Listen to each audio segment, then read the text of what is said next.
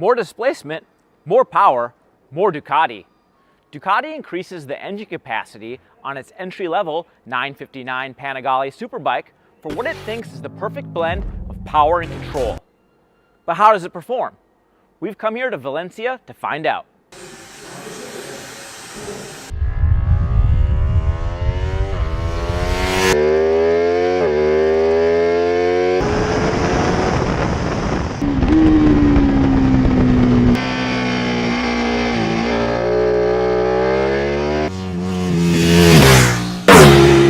Alright, Ducati 959 Panigale. It's crazy to think that this bike is only 2 years old since they came out with the 899 and already revamped the bike. One of the features I really appreciate Ducati doing is just increasing the piston stroke of the motorcycle. The 899, it was a great bike, but it was a high rever. You really had to have that thing at high RPMs to get to really accelerate. But this extra stroke in the engine, it just gives more flexibility. The bike still likes to be revved, but you can kind of be a little bit more lazy with it. You don't have to kind of keep the engine pegged to the red line to get it to go anywhere.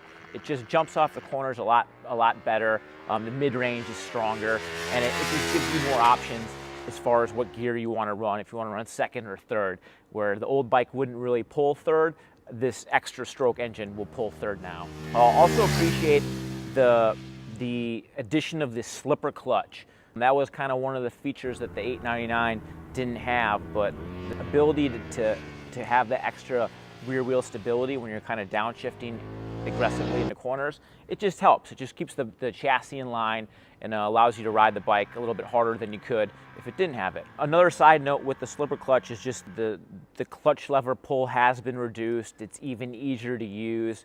Overall, a very nice modification for the bike.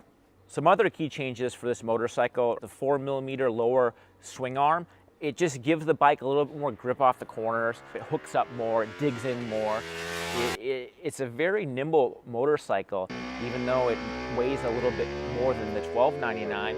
In motion, you would never think it would. Like it's quite maneuverable. It's easy to put wherever you want it to go on the track, and it's stable.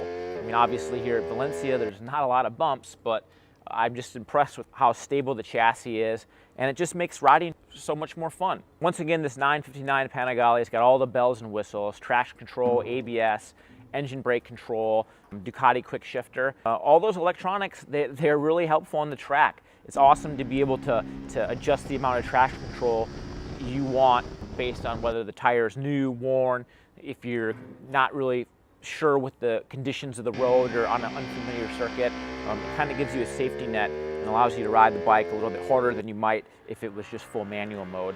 I'm really just pleased with what Ducati has done with the 959 Panigale. They keep evolving the platform. I mean, yeah, a lot of people might kind of complain that, oh my God, it's almost a liter bike. It's 955 cc's now, 45 cc's away from the liter bike. But it's a fast motorcycle, but it's not so fast that it's going to get away from you. It's a relatively easy bike to ride. It's fun, it's loud, but not overly so. And overall, I think guys who want that Panigale pedigree, but don't want to deal with the crazy amount of acceleration and just that brutal tire scorching force of the 1299, I think that's where this 959 is going to fit in. And I just applaud Ducati at keeping the MSRP right at 15 grand and giving riders a little bit more bang for their buck.